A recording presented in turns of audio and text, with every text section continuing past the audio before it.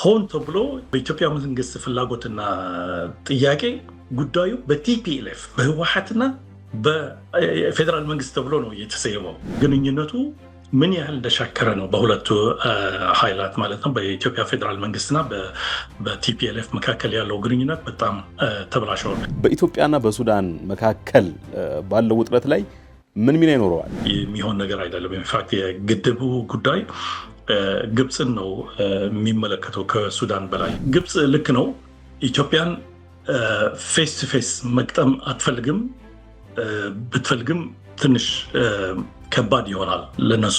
ከሱዳን የእርስ በርስ ጦርነትና የሰሜን ኢትዮጵያው ጦርነት አስቀድሞ የነበራቸው ግንኙነት ኢትዮጵያን ለመክበብ ብዙም የግብፅም ጣልቃ ገቢነት አያስፈልገው። አርኤስኤፍ የሱዳን የሚሊሻ ኃይል በምንም ተአምር ስልጣን ሊይዝ አይችልም። የሱዳን ውስጥ የግብፅ ወደ 70% ፎሬን ዳይሬክት ኢንቨስትመንት የሚመጣው ከኢማሬት ነው። ስለዚህ ግብፅ ራሷ ኢማራቶቹ የሚያስቆጣ ነገር ማድረግ አትችልም። ኢትዮጵያ ምን ያህል በስጋትነት እንደምትመለከተው ያሳያል። የሱዳንና የግብፅን ወታደራዊ ትብብር ምንድን ነው ያለው እዚህ ጋር? እዚህ ላይ እንግዲህ የኤርትራ ተሳትፎ እንደ ምናልባት ሰከንደሪ ነው የሚመጣው እንጂ ፕራይመሪ አይደለም። አቅሙም የለውም አገር የማስተዳደርም ሌላም። ኦፍኮርስ ቅጥረኞችን በገንዘብ የተታለሉ ወይም ደግሞ የተገዙ ሱዳኖችን ምናምን አምቶ አንድ ስልጣን መያዝ ይቻላል፣ ግን በህዝቡ ተቀባይነት አይኖረውም። በድሮን የሚጠቃ ብዙ ሲቪሊያንስ አለው ኢትዮጵያ ውስጥ። ይሄ ራሱ ብዙ ቅሬታ እየፈጠረ ነው፣ ብዙ ሪዘንትመንት እየፈጠረ ነው። የጅቡቲ ወደብ ይከፈልበታል ይባላል $1.5 ቢሊዮን በአመት። በኤርትራ በኩል በነፃ ነበር የተባለው። የማሳዋና የአሰብ ወደቦች ኢትዮጵያ በነፃ እንድትጠቀምበት ራሳቸው ፕሬዚደንቱ ኤርትራ ያሉት ወጥተው ተናግረዋል። ሱዳንና ኤርትራ ከትግራይ ጋር ተባብረው ኢትዮጵያ ላይ ትልቅ አደጋ ሊፈጥሩ ይችላሉ፣ አትሊስት ለኢትዮጵያ መንግስት።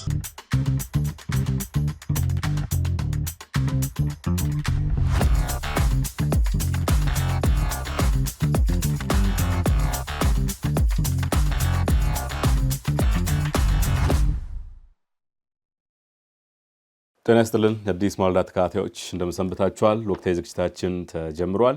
የዛሬው ርዕሰ ጉዳያችን የኢትዮጵያና የሱዳንን ውጥረት በዋናነት ይመለከታል።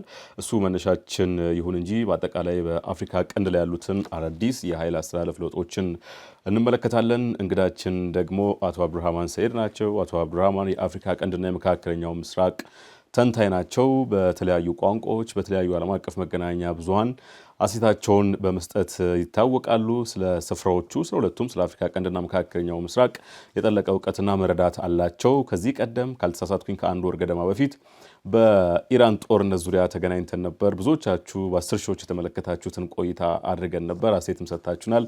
ለሱ ከልብ እናመሰግናለን። እስከ ዝግጅታችን ፍጻሜ ድረስ አብራችሁን ብትቆዩ ደስ እንሰኛለን። ዮሐንስ አሰፋ ነኝ።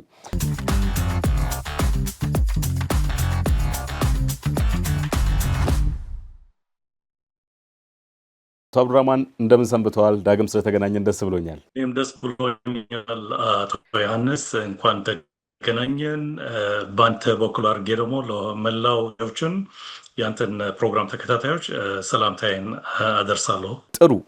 በዋናነት የምንመለከተው የኢትዮጵያና የሱዳን ውጥረትን እንደሆነ ቀደም ብዬ ለማስተዋወቅ ሞክሬያለሁ። የሰሞኑን ያሉበት ደረጃ ይታወቃል፣ ግን ባክግራውንድ ወይም ዳራ መስጠት ጥሩ ነውና ወደኋላ መለስ ብለን አንዳንድ ነገሮችን ብናይ ጥሩ ይመስለኛል። ለአብነት ያህል ከአንድ ወር ወይ ከሁለት ወር በፊት ሮይተርስ ያወጣው የምርመራ ዘገባ ነበር። የሱዳን ፈጥኖ ደራሽ ኃይል ወይም አርኤስኤፍ በኢትዮጵያ በቤኒሻንጉል የወታደራዊ ማሰልጠኛ መክፈቱን የሚያሳይ ሪፖርት ዘገባ አውጥቶ ነበር። ምንም እንኳን በዚህ ወገን ማስተባበያ አልተሰጠበትም።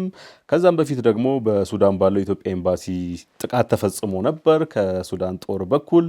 እነዚህ ነገሮች የተለያዩ ዲቨሎፕመንቶች በየሰዓቱ ይከሰታሉ። ግን ከዛም ትንሽ ወደ ኋላ ሳብ እናድርገውና የሁለቱን ሀገራት ግንኙነት በተለይ ከሱዳን የእርስ በርስ ጦርነትና ከኢትዮጵያው የእርስ በርስ ጦርነት ማለትም የሰሜን ኢትዮጵያው ጦርነት አስቀድሞ የነበራቸው ግንኙነት ምን መሳይ ነበረው፣ እንዴት አይነት መልክ ነበረው ከሚለው ብንጀምር ደስ ይለኛል። አቶ አብዱራህማን።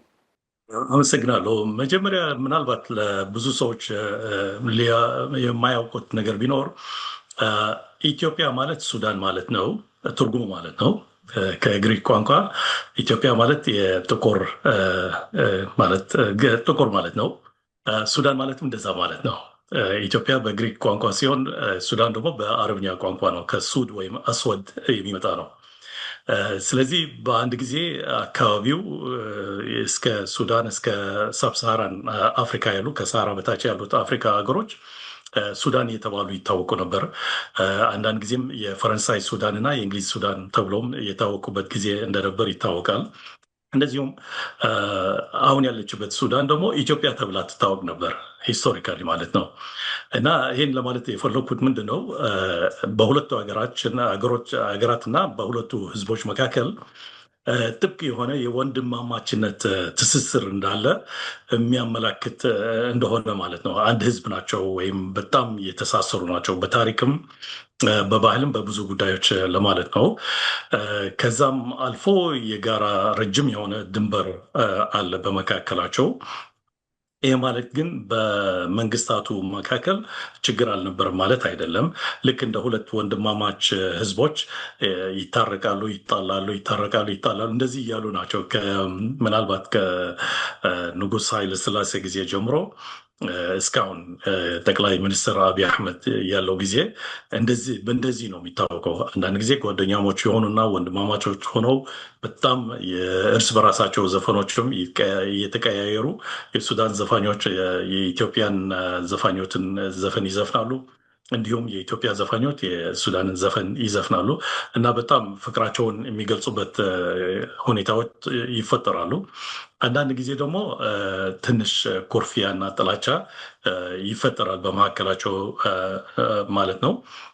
ግን ያም ሆነ ይህ ሱዳን እና ኢትዮጵያ ጦርነት የገቡበት አጋጣሚ የለም። ኦፊሻሊ እንደ ሁለት ሀገራት ለምሳሌ ኢትዮጵያና ሶማሊያ ተዋግተዋል። ከአንድ ጊዜ በላይ ተዋግተዋል። ኢትዮጵያና ኤርትራም እንደዚሁ ተዋግተዋል። ከሱዳን ጋር ግን ምንም ይህ ሁሉ የሚያሳስቡ ነገሮች እያሉ ስቲል ደረት ያለው የወንድማማች ጥላቻ ሆኖ ነው የቆየው። ሲጣሉ እንግዲህ አንዱን የሌላውን ተቃዋሚ የሚደግፍበት ሁኔታውን ይታያሉ። ከዛ አልፎ ግን ፌስ ቱ ፌስ እንደ ሁለት ሀገራት ጦርነት የገጠሙበት አጋጣሚ የለም። ግን ያ ማለት ደግሞ የድንበር የሌላ አካባቢ ማለት ትንሽ አወዛጋቢ ቦታዎች የሉም ማለት አይደለም። ለጦርነት ሊጋብዙ የሚችሉ ሁኔታዎች ይፈጠራሉ ከጊዜ ወደ ጊዜ። ግን በሁለቱ መንግስታት ጥላቸውም የደረሰውን ቢደርስ ወደ ጦርነት እንዳያደርስ የሚል አቋም ነው ሲያሳዩ የቆዩት። በአሁኑ ጊዜ እንግዲህ በጠቅላይ ሚኒስትር አብይ አህመድ ሲጀምር በ2018 በፈረንጅ አቆጣጠር ማለት ነው በጣም ጥሩ ነበር አጀማመሩ። ኢንፋክት በዛን ጊዜ ልክ በ2019 በሱዳን አመፅ ተፈጥሮ ነበር። የህዝባው አመፅ ማለት ነው። የፕሬዚዳንት ዑመር አልበሺር ከስልጣን የወረዱበት ወይም ለማውረድ አመፅ ሲጀመር ከዛም ወርዶ ሲቀር ሁኔታዎች ትንሽ ተፋተው ነበር በሲቪሊያኑና በሰላማዊ ሰውና በወታደሩ ኃይል።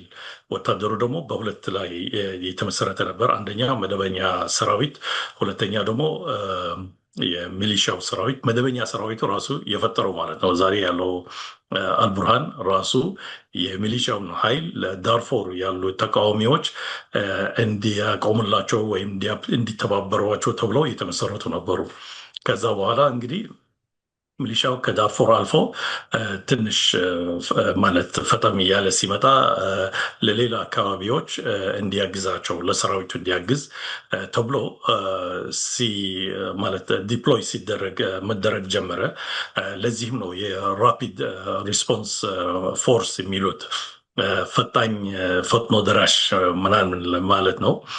እና ስራው ሁሉ ጊዜ ለመደበኛ ሰራዊቱን ለመደገፍ ብቻ ነበር።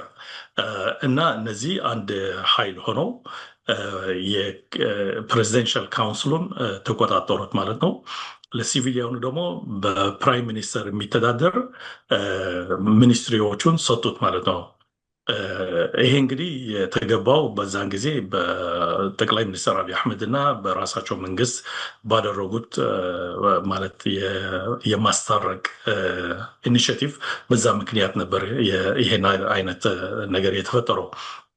ከዛ ቀጥሎ ግን ሚሊሻው እና መደበኛ ሰራዊቱ ሲጣሉ ዋናው ያጣላቸው ነገር ምን ነበር? መጀመሪያ ለሲቪሊያኖቹ በአብደላ ሐምዶክ የሚመራ ጠቅላይ ሚኒስትር የነበረው በዛን ጊዜ እሱን ካገለሉ በኋላ ሲቪሊያኖቹንም በጣም እንትን ካዳከሟቸው በኋላ እንግዲህ ስልጣኑን ወደ መቆጣጠር በሚደርሱበት ጊዜ መደበኛ ሰራዊቱ የሚሊሻው በኦፊሻሊ ወደ መደበኛ ሰራዊቱ እንዲቀላቀል ጠየቀ ማለት ነው። ምክንያቱም ኃይሉ የሚሊሻው ኃይል ከ20 ሺህ የነበረው ወደ በዛን ጊዜ በ2000 አካባቢዎች ወደ 120 ሺህ ደረሰ ማለት ነው።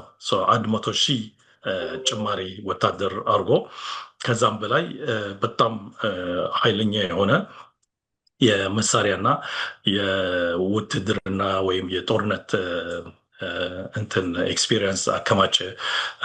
በዚህ ምክንያት መደበኛ ሰራዊቱ ስጋት ገባበት። ደግሞም ትክክል ነው። ምክንያቱም በአንድ ሀገር ውስጥ ሁለት አይነት ሰራዊት ሊኖሩ አይችሉም።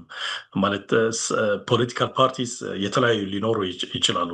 ማርክሲስት ራይት፣ ሴንተር ራይት ምናምን እየተባለ የተከፋፈሉ በፖለቲካ ሊኖሩ ይችላሉ።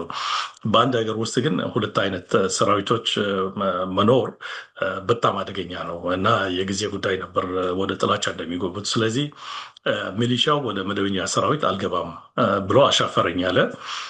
ከዛም ኔጎሽየት ሲያደርጉም ለተራዘመ ዓመታት እስከ 10 ዓመት ለሚደርስ ጊዜ ስጡኝ ምናምን ማለት ጀመረ ማለት ነው። እና በዚህ ምክንያት ጥላቻው ተጀመረ።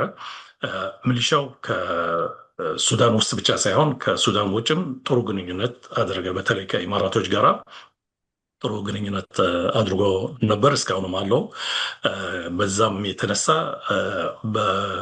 ከሱዳን ወጥቶ በየመን በሊቢያ ውስጥም ይሳተፍ ጀመር። የኢማራቶችን ጦርነት ይዋጋ ጀመር ማለት ነው። እሱም ገንዘብ ማስገባት ጀመረ። ከዛም በላይ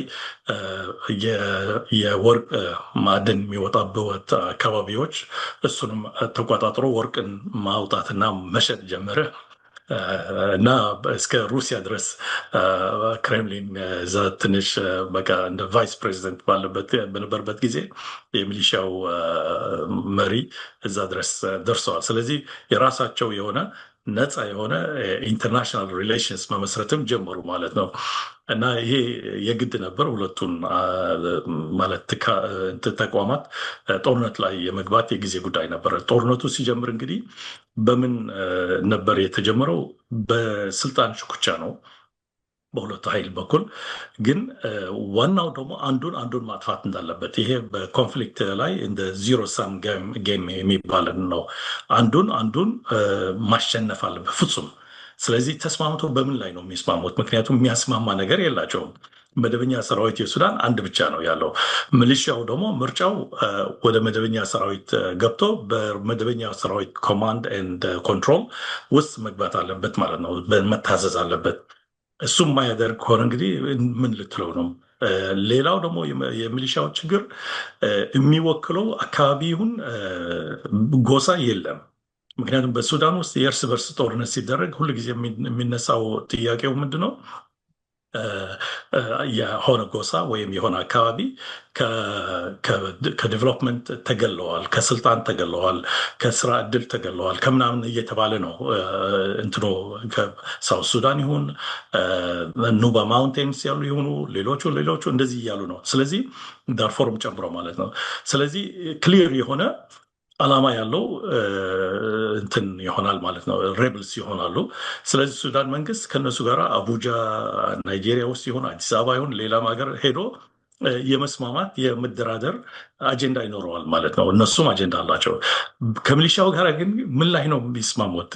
ምንም አይነት አጀንዳ ያለም። ሚሊሻው አንዳንድ ጊዜ ምን ይላል? ዓላማው የሲቪሊያን መንግስት ለመመለስ ነው። ግን ሲቪሊያኑ ደግሞ አልወከልከኝም ነው የሚለው። ማለት አትወክልኝም፣ ከመደበኛ ሰራዊቱም ሆነ አመፁን ብዙ ግፍ ፈጽመሃል። በዛው ላይ ደግሞ ይህን ሁሉ በሚሊዮኖች የሚያሳድድ ጦርነትም አያስፈልግም ለሲቪሊያኑ ከተባለ ማለት ነው። ስለዚህ በዚህ ምክንያት ሚሊሻው ደግሞ የተወሰነ ዓላማ የፖለቲካል ዓላማ የለውም። መደራደሪያ ሊሆን የሚችል ዓላማ የለውም። በዚህ ምክንያት አንደኛውና ዋናው ሊባል የማይፈለገው ምንድነው ቅጥረኛ ሰራዊት ሆኖ ስላለ የሌላ ሀገር ማለት ነው። በተለይ የምትከሰሰው እዚህ ላይ ኢማራት ናት እና በኢማራት የሚታዘዝ ስለሆነ ኢማራቶቹን ነው አቁም ሊሉት የሚችሉት፣ ጦርነቱ ተስማማ ሊሉት የሚችሉት፣ አልተስማማም ሊሉት የሚችሉትም። በዚህ ምክንያት እንግዲህ ብዙ ድጋፍ መጀመሪያ በሊቢያ በሀፍተር አድርጎ ከዛ በኋላ በቻድም በሴንትራል አፍሪካም በደቡብ ሱዳንም ሳይቀር እርዳታ የመሳሪያና የሌላ ቁሳቁስ እንዲሁም የድሮን ኦፕሬተርስ ቅጥረኞች ከኮሎምቢያ ምናምን እያስመጡ እዛ ጦርነቱ እንዲቀጥል አድርገው ነበር። በቅርቡ አሁን አንተ ትንሽ ያነሳው የሬውተርስ ምናምን ያልከው እሱ ደግሞ በኢትዮጵያ በኩል አሁን ሚሊሻው ከምዕራብና ደቡባዊ ምዕራብ ሱዳን አልፎ አሁን በመካከለኛ ምስራቅ ከኢትዮጵያ ጋር ያለው ድንበር አካባቢ በዛ እየመጣ ነው እና ወደዛ ለመምጣት እንግዲህ የኢትዮጵያ ሎጂስቲካል ደገፍ ያስፈልገዋል። የማሰልጠን ብቻ ሳይሆን መሳሪያውን የሚገባበት ለምሳሌ ከበርበራ ወደብ በሶማሊላንድ ገብቶ በኢትዮጵያ አልፎ ወደ እዚህ ኃይል ይመጣል ማለት ነው። ይህ አካባቢ ለኢትዮጵያም ለሱዳንም በጣም ሴንሲቲቭ ነው። ለኢትዮጵያ የአባይ ግድብ ያለበት አካባቢ እሱ ነው፣ የቤኒሻንጉል ክልል ማለት ነው። ከሱዳን ደግሞ ርቀቱ ወደ 10 ኪሎ ሜትር ነው እና እዚህ ላይ የሆነ አይነት የጦር መከማቻ ማድረግ ወይም መመስረት ለግድቡ ትልቅ አደጋ ይሆናል ማለት ነው። ምክንያቱም እንደምታውቀው በጦርነት ላይ ኢቭን ሆን ብለህ ታርጌትን ባታደርገው ግን ግድቡን ለማፍረስ የሚፈልግ ኮላተራል ዳሜጅ ተብሎ ማለት ያልታሰበ የጎንዮሽ ጉዳት ተብሎ ምንድን ነው ያልከው? የጎንዮሽ ጉዳት በሚል እንደዛ ማለት ነው። ቃሉን ትንሽ እንደዛ ሊያጋጥም ይችላል። ከዛም አልፎ ተፋላሚዎቹም እየተዋጉ ወደ አካባቢው ሊደርሱ ይችላሉ እና በዛን ጊዜ የኢትዮጵያ መንግስትና ሰራዊት ጦርነቱ ላይ የመግባት እድሉ ማለት ትልቅ ይሆናል ማለት ነው። ስለዚህ ይሄ አንደኛው አደጋ ነው ለኢትዮጵያ ማለት ነው። ለሱዳን ደግሞ እዛ አካባቢ ያለችው ስቴት ብሉ ናይል ስቴት ነው የምትባለው። ብሉ ናይል ማለት ደግሞ አባይ ማለት ነው፣ የአባይ ወንዝ ማለት ነው። የአባይ ወንዝ ደግሞ ሲባል 80 እስከ 85 ከመቶ ውሃው የሚመጣው ከአባይ ነው፣ ከኢትዮጵያ ነው ማለት ነው። በዛው ላይ ደግሞ የሩሴርስ የሚባል የዳም አላቸው፣ ግድብ አላቸው ሱዳኖች። የሩሴርስ ግድብ እንግዲህ ሃይድሮ ኤሌክትሪክ ያመንጫል። እሱን ከተቆጣጠር ካርቱምን ጨለማ ላይ ልታስገባት ትችላለህ ማለት ነው። ስለዚህ በጣም ስትራቴጂክ ነው ለእነሱም። በግድቡ አንጻር ይሁን በሃይድሮ ኤሌክትሪኩ ከብዙ ዓመታት ሲጠቀሙበት የቆዩ አካባቢ ነው ማለት ነው እና ከዛም በኋላ ካርቱምን እና ሌሎቹ የሱዳን አካባቢዎች በተለይ የምስራቅ ሱዳን አካባቢዎች ለመቆጣጠር ብዙ አይዳግታቸውም። ከዳርፎር ስትመጣ በጣም ሩቅ ነው፣ ዴዘርት ነው እና ክፍት ነው ደግሞ እና በድሮን እና በአየር ኃይል ለመጠቃት ትዳረጋለህ ማለት ነው። በብሉ ናይል ግን ስትመጣ በቤኒሻንጉል ምናምን ጫካማ ተራራማ የእርሻ አካባቢዎችን ምናምን እየጣስክ ነው የምትሄደው እና ጥሩ ለጦርነት ሊያመች ይችላል። ውሃም ብዙ አለው ማለት ነው አካባቢው እና በዚህ ምክንያት ሱዳኖች ኢትዮጵያን ሲያስጠነቅቁ ቆይተዋል። ይህን ነገር ትክክል አይደለም፣ ማቆም እንዳለበት በኢትዮጵያ በኩል ኦፍኮርስ ሲያስተባብሉት ቆይተዋል። ዋናው እንግዲህ ሬውተሮቹን ሲመዘግቡት ሬውተር ከነጭብቱ ነው ያመጡት የሚሊትሪ ካምፑን። በዛው ላይ ደግሞ አሁን በቅርቡ በድሮን ካርቱም ኤርፖርት ላይ ሲጠቃ እነዚህ ድሮኖች ከኢማራት መጥተው ከባህር ዳር ነው የተወነጨፉብን ብለው ክስ አቅርበዋል። እና በዚህ ምክንያት የሱዳን አምባሳደር አዲስ አበባ ውስጥ የነበረው ከአዲስ አበባ ወደ ካርቱም እንዲመጣና ለምክክር ተብሎ ነው። እንግዲህ እስካሁን የሚገርም ግንኙነታቸው ዲፕሎማቲካሊ ሳይቀርም ተቋርጦ አያውቅም በሁለቱ መንግስታት ሲጣሉም ሲዋደዱም ሁልጊዜ ዲፕሎማቲክ ሪሌሽኑ ጥሩ ነው። ለሱዳንም አስፈላጊ ነው አዲስ አበባ ላይ ኤምባሲ መኖሩና ምክንያቱም አዲስ አበባ ላይ ኤምባሲ መኖር አዲስ አበባ የኢትዮጵያ ካፒታል ብቻ ሳትሆን የአፍሪካም ካፒታል ናት። የአፍሪካ አንድነት ያለባት ሀገር ስለሆነች ከኢትዮጵያ ጋር ፍጹም ዲፕሎማቲክ ሪሌሽንሽፕ ማቋረጥ ትንሽ ጉዳቱ ይበዛል ከጥቅሙ ለማለት ነው። እና በዚህ ምክንያት አምባሳደሩ የሱዳን አምባሳደር የተጠራው ከአዲስ አበባ ለምክክር ነው። ይሄ ዲፕሎማቲክ ቋንቋ ነው፣ ግን ዲፕሎማቲክ ሪሌሽኑን ገና አልተቋረጠም ነው ያለው። ጥሩ ሰፊ ማብራሪያ ነው የሰጡኝ አቶ አብዱራህማን። እስቲ ወደ ወታደራዊ መካሰስና ወደ ድሮን ጥቃቱ እንሻገር። የሳፍ ወይም የሱዳን ብሔራዊ ጦር ያቀረበው ክስ ከባህር ዳር የተነሱ የኤሚራቲዎቹ ድሮን ጥቃት ፈጽመውብኛል የሚል ነው። ከዚህ በኋላ ወታደራዊ ኢላማ ልትሆን ትችላለች ነው ያለው ኢትዮጵያን። ምን ላነሳ ፈልጌ ነው እዚህ ጋር ከዚህ ቀደም ተመሳሳይ ክሶች ነበሩ በሁለቱም ሀገራት በኩል። አንደኛ ከዚህ ቀደም ከነበሩት ክሶች ይሄኛው ምን ይለየዋል? ይህ የድሮን ጥቃት ተፈጽሞብኛል የሚለው አንድምታውስ በጥቅል ምን መሳይ ነው? ከአንድ ሀገር ጥቃት ሲፈጸም ወደ ሌላ ሀገር ልክ ለጦርነት እንደማወጅ ነው። በዛው ላይ ጥቃት የተፈጸመበት አካባቢም የሲቪሊያን ኢንፍራስትራክቸር ነው፣ የሲቪሊያን ተቋም ነው። እሱም ደግሞ የካርቱም ኤርፖርት ማለት ነው። ሌላው በቅርቡ ነው የሱዳን መንግስት ወደ ካርቱም የተዘዋውረው። ለጊዜው ፖርት ሱዳን የሚባል ከተማ ሁለተኛ ታላቁ ከተማ ወደባዊ ከተማ ነው። እዛ ነበር የቆዩት። ምክንያቱም ካርቱም በሚሊሻው ቁጥጥር ስር ስለነበረች ለብዙ ጊዜ ጦርነት ስለነበረበት መንግስት የሱዳን መንግስት ለጊዜው በፖርት ሱዳን ነበር የቆየው እና በቅርቡ ሚሊሻውን ከካርቱም ጠራርጎ ሲያስወጣ መንግስትም እና የመንግስት ሚኒስትሮች እና አምባሳደሮቹም ኤምባሲዎቹም ወደ ካርቱም እንዲመለሱ ተደርጎ ነበር። ከዛም አንጻር ሲታይ ኤርፖርቱ በጣም አስፈላጊ ነበር ለሱዳኖች ለመመለስ ይሁን ለውጭ ዜጎች፣ ለኤምባሲዎች፣ ለምናምን የካርቱም ኤርፖርት በጣም አስፈላጊ ነው እና እሱን ሲያጠቁ እንግዲህ የካርቱም መንግስት የካርቱም ወደ የመመለሱ ጉዳይ እሱን ለማስተጓጎል እየታለመ ነው የሚመስለው እና በዚህ ምክንያት ክሱን ቀርበዋል። በኢትዮጵያ በኩል ካውንተር ክስ ነው የፈጠሩት እንጂ አምነውበት አይ ይሄ ስህተት ነው ምናልባት ወይም ደግሞ ይቅርታ ተሳስተናል ምንም አይነት አፖሎጂ አልተደረገም ማለት ነው። በዚህ ምክንያት እንግዲህ የሱዳን እና የኢትዮጵያ ጉዳይ ከመካሰስ አልፎም ወደ ሌላ አደገኛ አዝማሚያ ሊሄድ ይችላል። እንዳልኩ መጀመሪያ ለሁለቱ ድንበራቸው በጣም ሴንሲቲቭ በሆኑ አካባቢዎች ናቸው። ለኢትዮጵያ ቤኒሻንጉል ሲባል የቢሊየንስ ኦፍ ዶላርስ የጠፋበት ወይም የወጣለት እንትን ግድብ አለ። ይሄ ግድብ ለኢትዮጵያ ልማት በጣም አስፈላጊ እንደሆነ ለሃይድሮ ኤሌክትሪክ ማመንጫም አስፈላጊ እንደሆነ ይነገርለታል ማለት ነው። በሱዳን በኩልም እንደዛ ሩሴርስ የሚባል ግድብ አለ። ይሄ ግድብም ለሃይድሮ ኤሌክትሪክ ይሁን ሌላ ብዙ ጥቅም ያለው ነው። እንዳልኩ ደግሞ ይህን አካባቢ የሱዳን ብሉ ናይል ስቴት ከተቆጣጠርክ ካርቱም እና ሌላው የምስራቃዊ ሱዳን አደጋ ላይ ትጥላለ ማለት ነው። ስለዚህ የህልውና ጉዳይ ሊሆን ነው ለሁለቱ መንግስታት። በዚህ ላይ ኦፍኮርስ የሚወሳሰቡ ነገሮች ሊኖሩ ይችላሉ። ለምሳሌ ይቅርታ፣ በኢትዮጵያ በኩል ካውንተር ክሱን ያልኩት ምንድነው ሱዳን ለኢትዮጵያ ተቃዋሚ ኃይሎች በተለይ ለትግራይ ተቃዋሚ ኃይል ይደግፋሉ የሚል እንትን አለ፣ ክስ አለ።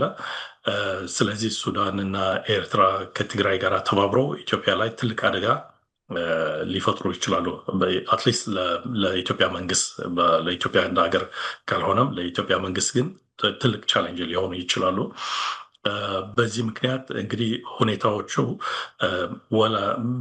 ወደ ዳይሬክት ኮንፍሮንቴሽን ባያስገባቸውም ግን ወደ አደገኛ አዝማሚያ ሱዳን ለምሳሌ በሱዳን ውስጥ ወደ 20 ሺህ የሚጠጉ ታጣቂ ኃይሎች አሉ።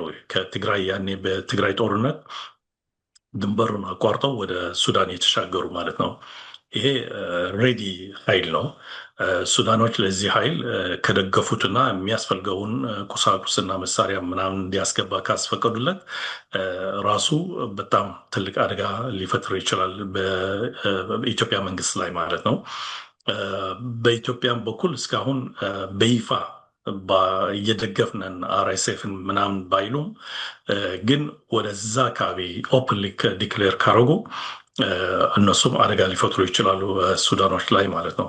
ዋናው ግን አሁን ያለው ጥላቻው በሱዳንም ይሁን በኢትዮጵያ በኩል የሁለቱ ጥላቻ አይደለም።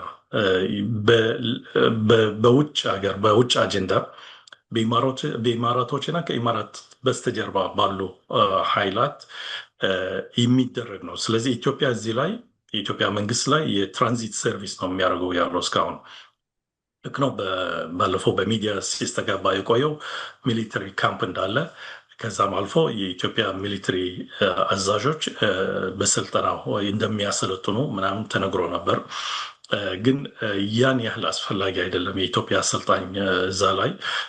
ምክንያቱም ኢማራቶች ማለት ከውጭ ቅጥረኞች ከኮሎምቢያም ከሌላ ከዩክሬንም ከሌላ አምጠው ማሰልጠን ይችላሉ ሰራዊቱን። ግን ኢትዮጵያ የምትፈለገው እዚህ ላይ በዋነኝነት የትራንዚት ሰርቪስ እንድትሰጥ ነው። መሳሪያ የሚገባበት፣ ድሮን የሚገባበት፣ ፒክአፕ ቶዮታ የሚገቡበት ምናምን እንደዛ። ከዛም አልፎ ትንሽ የሕክምናም የሌላም እርዳታ የሚሰጥበት አካባቢ ወይም ተቋማት እንዲኖሩ ነው የሚፈለገው። ለዚህም ነው እንግዲህ በአሜሪካ በኩል ለምሳሌ በቅርቡ እየተደረጉ ያሉት ይሄን ነገር ወደ ተፋፋመ ጦርነት እንዳይሄድ ከኤርትራም ይሁን ከሱዳን ይሁን እንደዛ እንዳይሆን በኢትዮጵያ ላይ መልእክት እየተላከ ነው፣ ከአሜሪካም ከአውሮፓ ህብረትም። ጥሩ። የኢትዮጵያ ውጭ ጉዳይ ሚኒስትር ከእሱን አስመልክቶ በሰጠው ምላሽ በውጭ ኃይሎች ፍላጎት የቀረበ ክስ ነው ብሎታል እና አንዳንዶች ይህንን ከግብፅ በተለይ ጋር አያይዞ የመተንተን ነገር ተመልክቻለሁ እና ኢትዮጵያ ምን ያህል በስጋትነት እንደምትመለከተው ያሳያል። የሱዳንና የግብፅን ወታደራዊ ትብብር ምንድን ነው ያለው እዚህ ጋር? መጀመሪያው የውጭ ኃይሎች አጀንዳ ምናምን የሚለው በኢትዮጵያ በኩል ያለው ነው። የውጭ ኃይል እንትን አጀንዳ ይዞ እየመጣ ያለው በሱዳን በኩል ግን ይሄን ነገር ኦፍኮርስ በአባይ ግድብ ላይ ትንሽ እንትን አለመስማማት አለ ከሱዳኖች ጋራም ከግብጾቹ ደግሞ በታላቁ ግን ይሄ እንትን አይደለም፣ ለሱዳን ብቻ አይደለም፣ ለግብፅም በቀጥታ ይመለከታቸዋል ማለት ነው። ስለዚህ በተዘዋዋሪ የሚሆን ነገር አይደለም። ኢንፋክት የግድቡ ጉዳይ ግብፅን ነው የሚመለከተው ከሱዳን በላይ። ሱዳን ኢንፋክት እዚህ ላይ እንደ ትራንዚት ነው። ከውሃውም የራሱ እንትን ድርሻ አለው። ከውሃው የራሱን ድርሻ ሳይቀር ነው ወደ ግብፅ የሚሄደው። ስለዚህ ምክንያቱም ሱዳን የእርሻ ለም መሬት አላቸው፣ በተለይ ደግሞ ዝናብም የሚዘንባቸው አካባቢዎች አሉ። ግብፅ ግን በፍጹም ዴዘርት ነው፣ ከጫፍ እስከ ጫፍ በሙሉ ዴዘርት ነው እና 95% የግብፅ የሚጠጣ ውሃና እንትን የእርሻ ልማት በአባይ በናይል ሪቨር ነው። ናይል ወደ ግብፅ ሲደርስ ኦፍኮርስ ካርቱም ላይ የዋይት ናይል እና ብሉ ናይል ይገናኛሉ። ከዛ አንድ ወንዝ ሆነው ወደ ግብፅ ይሄዳሉ ማለት ነው። ግን ስቲል እንዳልኩት ቅድም ወደ 85% የሚሆን ከአባይ የሚመጣው ነው እና በኢትዮጵያና በግብፅ ያለው ውጥረት ሲታይ ቀጥታ ግብፅን የሚመለከት ጉዳይ ነው የሚሆነው። ይሄ አንደኛው ነው። ሁለተኛው ደግሞ በሱዳን በኩል የሚመጣው ለምሳሌ ክስ ወይም ወደ ሱዳንን ዓላማ ያደረገ ክስ ግብፅን ለሱዳን እንደዚህ አድርጉ ሊሏቸው አይችሉም። ምክንያቱም በተለይ በዚህ ጉዳይ ላይ አርኤስኤፍ ሪያሊቲ ነው፣ እዛ መሬት ላይ ያለ አንድ ኃይል ነው። ይሄ ደግሞ ኃይሉ እስካሁን በአጎራባች ሀገሮች እንደ ቻድ፣ እንደ ሴንትራል አፍሪካ፣ እንደ ሳውት ሱዳን፣ አሁን ደግሞ እንደ ኢትዮጵያ ያሉት በዛ እየተደገፈ ነው ሱዳንን ሊያጠቃ የሚሞክረው ወይም የሱዳንን መንግስት። ስለዚህ እዚህ ጉዳይ ላይ አርኤስኤፍ የግብፅ እንትን አይደለም፣ ተቀጣሪ አይደለም። የሱዳን ደንበኛ መደበኛ ሰራዊትም እንደዛው። ግን ይሄ ማለት በሱዳን መደበኛ ሰራዊትና በግብፅ መካከል ስምምነቶች የሉም ማለት አይደለም። ለብዙ ጊዜ ኢንፋክት ግብፅና ሱዳን ስትራቴጂክ ሊንክስ አላቸው። ኦፍኮርስ መሬት ላይ ሊያስተገብሩት አልቻሉም። ይሄ ደግሞ በግብጾች ስንፍና ነው ሊባል ይቻላል። እሱም ደግሞ ምንድን ነው ለሱዳንን እንደ እኩል ፓርትነር አያዩዋቸውም። ሁሉ ጊዜ እንደ አነስተኛ ፓርትነር አድርገው ነው እንደ አነስተኛ ፓርትነር አድርገው ነው የሚያያቸው። እና ለዚህም ይሆናል ሱዳን ማለት ብዙ ችግር ሲደርስበት አስቀድመው ግብጾች ማሰብ የነበረባቸው ጉዳዮች በጣም ቆይተው ነው የሚመጡት ጉዳዩ ላይ። በዛ ምክንያት ለእነሱን ኢንፍሉወንስ በጣም እንትን ደካማ ያደርገዋል ሱዳን ውስጥ ማለት ነው። እና ይሄም ችግር እንዳለ በሱዳን እና በግብፅ መካከል ያለው ግንኙነት ስምምነቶቹ ቢኖሩም አተገባበሩ ላይ ጥሩ አካሄድና አያያዝ የላቸውም። በዚህ ምክንያት የተዳከመ ነው። ሶስተኛው ደግሞ በአሁኑ ጊዜ ለምሳሌ ኢትዮጵያም ይሁን ሱዳን በውስጣቸው ያላቸው ችግር በጣም ብዙ ስለሆነ በእርስ በራሳቸው ላይ ችግር ላይ መግባት እንትን አይመችም። ለሱዳን ኃላፊ የሚሆን ለኢትዮጵያ ኃላፊ ሲያዩ ምንድነው ትርፉ ሊያስገኘው የሚችለው? ምክንያቱም አርኤስኤፍ የሱዳን የሚሊሻ ኃይል በምንም ተአምር ስልጣን ሊይዝ አይችልም ሱዳን ውስጥ። ምክንያቱም መጀመሪያ በፈጸመው ግፍ ለብዙ ዓመታት ከዛም በፊትም ኢንፋክት ዳርፎር ላይ የአፍሪካ ዜጎች ላይ ብዙ ግፍ የፈጸመ ኃይል ነው።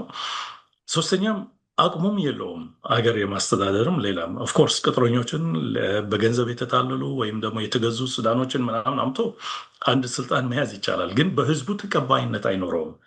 ለዚህም ነው አንድ መንግስት በህዝብ ተቀባይነት ከሌለው ወይም አንድ ኃይል በጣም አስቸጋሪ ነው። ይልቅ ሱዳን ኢቭን ሌላ ሀገሮችም ላይ በጣም ያስቸግራል። ሱዳን ደግሞ ለምንድነው ይልቅ ያልኩት? በሱዳን በኩል ህዝቡ በዲሞክራሲና በፍሪደም ኦፍ ኤክስፕሬሽን በጋዜጣ መጽሐፍ፣ በመተቸት በምናም የታወቀ ነው። ኢቨን ሚሊተሪ ዲክቴተርሽፕ ያላቸው ከሌሎች ሚሊተሪ ዲክቴተርስ እዛ አካባቢ ያሉት ስታስተያያቸው በጣም የሱዳን ህዝብ ነፃነት ልትነፍገው የማትችል አይነት ህዝብ ነው።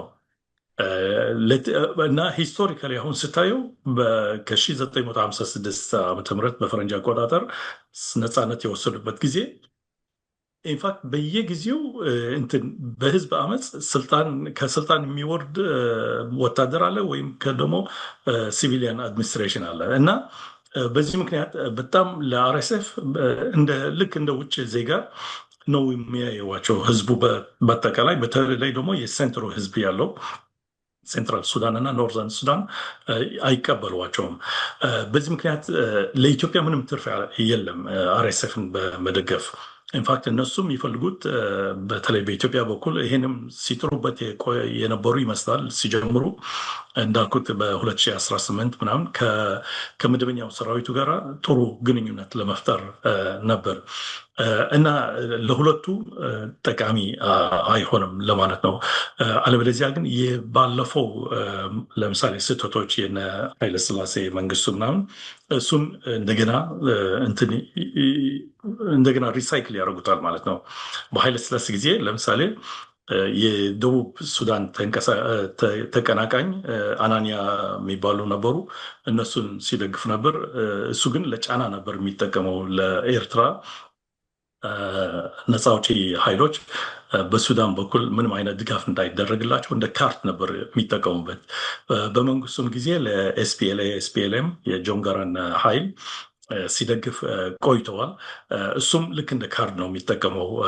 እነሱም በሱዳን በኩልም ለኤርትራም ይሁን ለኢትዮጵያ ተቃዋሚዎች ሲደግፉ እንደ ካርድ ነበር። በዚህ ሁኔታ ነበር ሲቀጥል የቆየው። ግን ግንኙነቱ መሻከሩ ራሱ ለሁለቱ ሀገራት ህዝቦችና እንደ ሀገራት ብዙ ጉዳት ይፈጠር ነበር። በድንበሩ አካባቢ ይሁን በኢኮኖሚው በሌላው እና ትርፍ የለውም።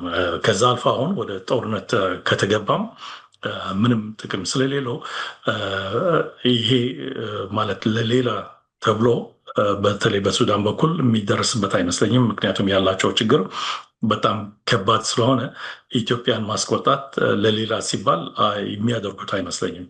በኢትዮጵያ በኩል ያለው በጣም እንትን ነው፣ ሚስካልኩሌሽን ነው። ምክንያቱም ከኢማራቶች ጋር ኃይለኛ የሆነ ግንኙነት ስላላቸው በዚህ ምክንያት ለኢማራቶቹ አንችልም፣ አንታዘዝም ለማለት የማይችሉበት ደረጃ የደረሰ ይመስላል። በዚህ አኳያ ምናልባት ትንሽ ልገልጸው የምፈልገው ግብፅም ትገባለች። ለምሳሌ ግብፅ አሁን ትንሽ እዚህ ስብሰባ ወይም እዚህ ኢንተርቪው ላይ ከመምጣቴ በፊት ሌተስት ስታቲስቲክስ ምናምን ሳይ ነበር እና የግብፅ ወደ 7% ፎሬን ዳይሬክት ኢንቨስትመንት የሚመጣው ከኢማሬት ነው። ስለዚህ ግብፅ ራሷ ኢማራቶቹ የሚያስቆጣ ነገር ማድረግ አትችልም። ይሄ ኤክስፕሌን ያደርግልህ ይችላል።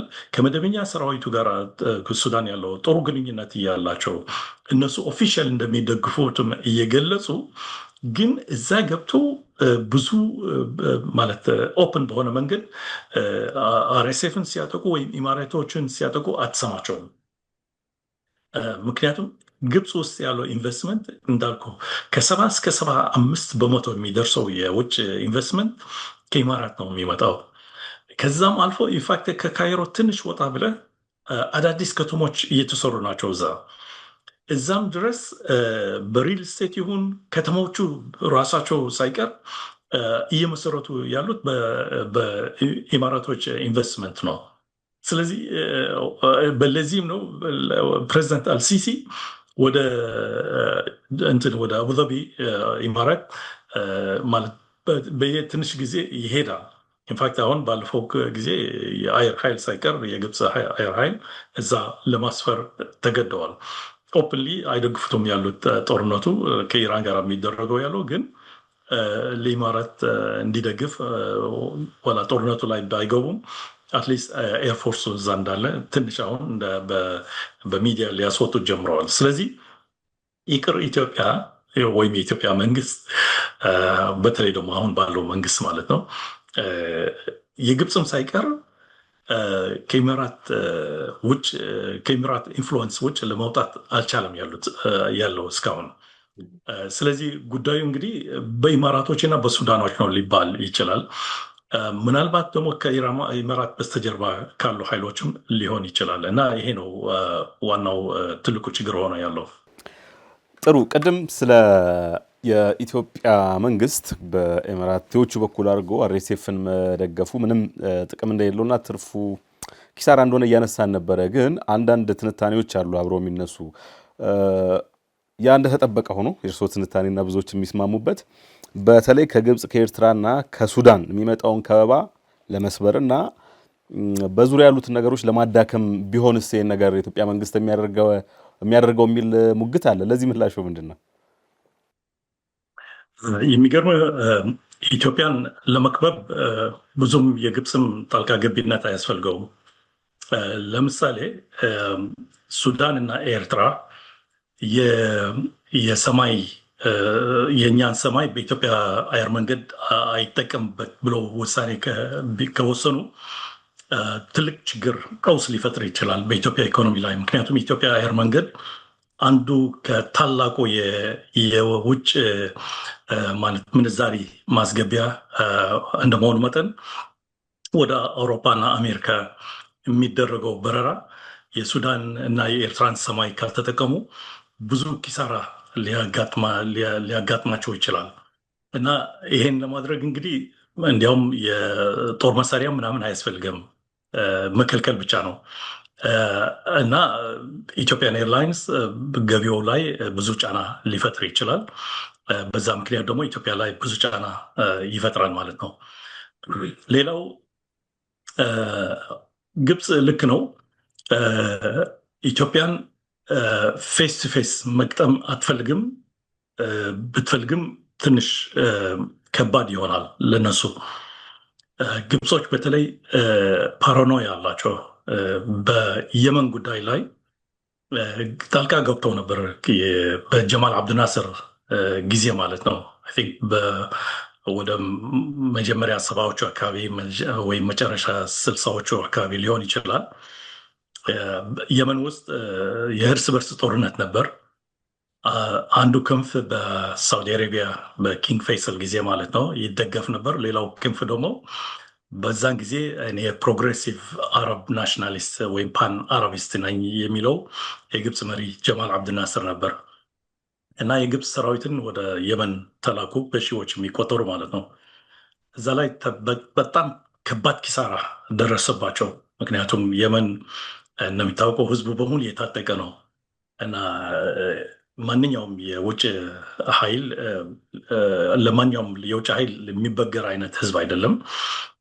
በዚህ ምክንያት ብዙ ችግር ስላጋጠማቸው ከዛ በኋላ ወደ ውጭ ሰራዊት ልከው የመዋጋት እንትን አፒታይት የላቸውም ለሀገራቸው። ምናልባት ከእስራኤሎች ጋር ተዋግተዋል። ከአንዴም ምናልባት ወደ 2-3 ጊዜ የሚሆን በ1967 በጣም ትልቅ ኪሳራ ያጋጠማቸውናል ማለት ነው። ከዛ በፊትም በ1948ም ገብተው ነበር መሰለኝ፣ 1973ም እንደዛ። 1956 ደግሞ በፈረንሳይ እስራኤልና እንግሊዝ ለስዌዝ ካናል ናሽናላይዝ ሲያደርግ ጀማል አብድናስር ያኔም ውጊያ ላይ ገብተዋል እና የግብፅ የጦርነት ዶክትሪን ስታየው ሞር ወደ ግብፅ እንትን ያተኮረ ነው። የግብፅን መብት ለመጠበቅ የሚደረገውን እንጂ የግብፅን ሰራዊት ወደ ሌላ አገር የመላክ ብዙ እንትን አታያቸውም። በቅርቡ ኦፍኮርስ እንደ ሰላም ጠባቂ እንደሌላ ወደ ሶማሊያ እየገቡ ናቸው። ሱዳን ውስጥ ነበሩ። አዲስ ነገር የለም እዛ ላይ። ግን እንዳልኩ ፌስ ቱ ፌስ አንድ ትልቅ የሆነ ስቴት ቱ ስቴት ጦርነት ላይ የመግባት አፒታይት የላቸውም። አቅሙም ያላቸው አይመስለኝም። በተለይ ደግሞ በኢኮኖሚ በአሁኑ ጊዜ ግብፅ በጣም ዲፔንደንት ናት በፎሬን ኤድ እና ፎሬን ኢንቨስትመንት። ቅድም ስገልጸው እንደነበርኩ የፎሬን ኢንቨስትመንት ከጋልፍ ሀገሮች ከእነሱም ደግሞ ትልቁ ድርሻ የያዘችው ዩኤኢ ናት። ፎሬን ኤድ ደግሞ በአሜሪካ ኢንፋክት ከእስራኤል ቀጥሎ ታላቋ የአሜሪካ ፎሬን ኤድ ተቀባይ ግብፅ ናት። ሰራዊቷም ሳይቀር ራሱ በቢዝነስ እና በፎሬን ኤድ ነው የሚተዳደረው ማለት ነው። ልክ ነው። ይሄ ለማሳነስ አይደለም፣ ግን ሪያሊቲው እንደዚህ ሆነው ኦፍኮርስ በጣም ኃይለኛ የሆነ ሰራዊት አላቸው፣ ሊዋጋ ይችላል። ግን ደግሞ ማለት አገራትን የሚያስቆጣ ኢፍትሐዊ የሆነ እርምጃ ግን የመውሰድ አቅም የለውም ለማለት ነው። ለዚህ ምክንያት እስካሁን ሲከተሉት የቆዩት ስትራቴጂ ኢትዮጵያን በተመለከተ ይሁን ሌሎቹም ሀገሮች የናይል የወንዙ ምንጭ የሆኑ ሀገሮች እንደ ዩጋንዳ ምናምን በድህነትና በኋላ ቀርነት የመቆየታቸው አድቫንቴጅ ሲወስዱበት ነው የቆዩት ማለት ነው። በኢትዮጵያ በኩል በተለይ ደግሞ በተቃዋሚዎች በኢትዮጵያ በእርስ በርስ ያለው ጦርነትም አንዱን ለአንዱን እየደገፉ ኢትዮጵያን ባለችበት ሁኔታ ፕሮግረስ እንዳታደርግ ሲያደናቅፉ ቆይተዋል ማለት ነው፣ በስትራቴጂ ደረጃ ማለት ነው። ይሄ ያበጃቸዋል። ግን እነሱ አይደሉም መንስኤው ወይም ጠንቆ። የኢትዮጵያ መንግስታት የወታደሩም ይሁን የንጉሱም አሁን ያለውም ሌላውም ራሳቸው በሚያመጡት ሰበብ ከህዝባቸው ይሁን ከአጎራባች ሀገሮቻቸው ለሌሎቹ እድል ይከፍታል ማለት ነው። እና የሆነ ሀገር ደግሞ አንተ ያንተ ማለት ስትራቴጂ ለነሱ አደጋ ሆኖ ሲመጣ አድቫንቴጁ የሚያየው ሁል ጊዜ የትኛው ነው በታናሹ ኪሳራ ያንተን መብት ልታስከብርበት የምችለው። እና እዛ ላይ ኢትዮጵያ ውስጥ ግርግር ሲፈጠር ወይም ኢፍትሐዊ የሆኑ አሰራሮች ሲሰሩ ያኔ እንግዲህ የውጭ ደግሞ ኢንትረስት ያላቸው ይገቡበታል ማለት ነው። ይሄ ደግሞ ለግብፅ ብቻ የሚመለከት ሳይሆን ኢማራቶቹም ይመለከታል። ለምሳሌ ኢማራቶች የራሳቸው የሆነ ስትራቴጂ አላቸው። እነሱም ከነሱ በስተጀርባ ያሉት ኃይላት እና የኢትዮጵያ መዳከም በኢኮኖሚ በሌላም ይሄን ለነሱ ትልቅ እድል ይፈጥራል ማለት ነው። በዚህ ምክንያት የውጭ ሁል ጊዜ ጣልቃ ገቢነት መክበብም ይሁን አለመክበብም ሁል ጊዜ እሱ አይደለም ጠንቁ፣ ግን ለጠንቁ ታላቁ ተጠቃሚ ሆነው የሚቀርበው ይሄ ይሆናል ለማለት ነው። በዚህ ምክንያት የጉዳዩ መፍትሄው ይሄ ኢንፋክት እንደ መዝጊያው ለጥያቄው ለማለት ነው። መፍትሄው ኢትዮጵያ ውስጥ ነው ያለው። ለምሳሌ በ2018 ጠቅላይ ሚኒስትር አብይ አህመድ ሲጀምሩ በውስጥ በኩል ለምሳሌ ፍቅር፣ መደመር፣ የታሰሩ መፍታት፣ የጋዜጠኞች ነፃነት መጠበቅ ምናምን እያሉ ስለመጡ በሙሉ የኢትዮጵያ ሕዝብ ደስ አለው። ትግራይም ሳይቀር ማለት ነው። እኔ አስታውሳለሁ የእኔ ጠቅላይ ሚኒስትሩ ወደ መቀሌ ሲሄዱ እና ዶክተር ደብረጽዮን ተቀብለው በጣም ነበር ጥሩ አቀባበል ያደረጉላቸው ማለት ነው። ስለዚህ ፖፒላር ሆነዋል። ከአጎራባች ሀገሮችም ከሶማሊያ ፍቅር፣ ከኤርትራም የአልጀርስ ስምምነት በሙሉ ማስተግበር ስምምነት ላይ አወጁና እዛ ላይ መስራት እንዲጀምሩ ጥሩ ግንኙነት እንደነበረ እንዲመለስ ኢንፋክት ምናልባት በአንድ ዓመት ውስጥ ለብዙ ጊዜ ማለት ወደ 3-4-5 ጊዜ የሚሆኑ ጉብኝት ያደረጉበት ሀገር ቢኖር ፕሬዚደንት ኢሳያስ ኢትዮጵያን ነበር። በኢትዮጵያ በኩልም እንደዛው ወደ አስመራ እየተመላለሱ በቃ የእንትን ነገር ሆነ። ኢንፋክት አንድ ጊዜ ሐዋሳ ውስጥ ነው መሰለኝ ፕሬዚደንት ኢሳያስ ምን ብለው ተናግረው ነበር? በኢትዮጵያና በኤርትራ መካከል ሁለት ህዝብ አሉ የሚል ተሳስተዋል። ታሪክ የማያውቅ ነው፣ እኛ አንድ ህዝብ ነን እስከ ማለት ደርሰዋል ማለት ነው። ከሱዳንም እንዳልኩ ሱዳኖችን በማስታረቅ ላይ በጣም ትልቅ ሚና ተጫውተው ነበር በዛን ጊዜ ማለት ነው። ይህን ነገር እንግዲህ ለውጭ አጀንዳ ሲባል ኮምፕሮማይዝ ተደረገ። ይህን ነገር ተተወ። በውስጥም ይሁን ከውጭ ከአጎራባች ጋር የነበረው አካሄድ ጥሩ የጀመረው ተበላሽተዋል። በማን ውሳኔ? በጠቅላይ ሚኒስትር አብይ አህመድ እና መንግስታቸው።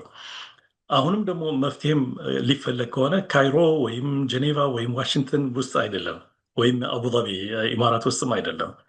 የጠቅላይ ሚኒስትሩ ወደ ነበረበት የመመለስ ብቻ ውሳኔ መውሰድና ኦፍኮርስ ብዙ እምነቶች ዳሜጅ ሆነዋል በኢትዮጵያ ውስጥም ከኢትዮጵያ አጎራባች ካሉ ሀገሮችም።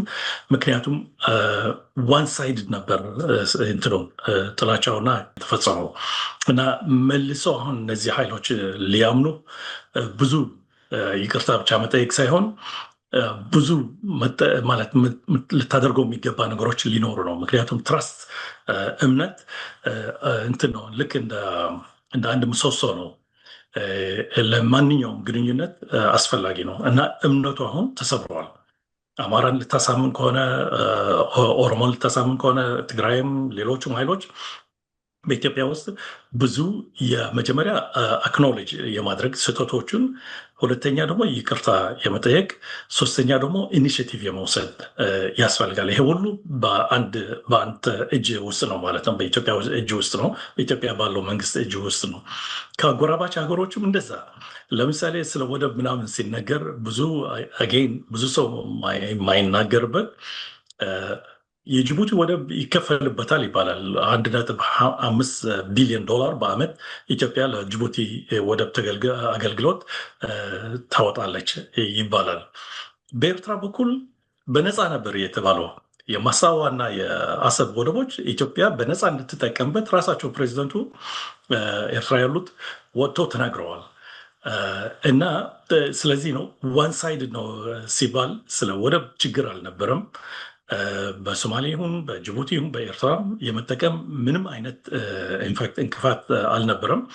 ከዛም አልፎ ኢንፋክት ራሳቸው የወደቦቹ ሀገሮች ተገልጋዮች ናቸው። ኢትዮጵያ ስትገለገልበት እነሱም የሚያተርፉት ነገር ይኖራል። ስለዚህ ሁለቱም ተጠቃሚዎች ነበሩ። ስለዚህ የወደቡ ጉዳይም እንደ ምክንያት ለማስነሳት ተብሎ ነው እንጂ እንደ ችግር ሆኖ አይደለም።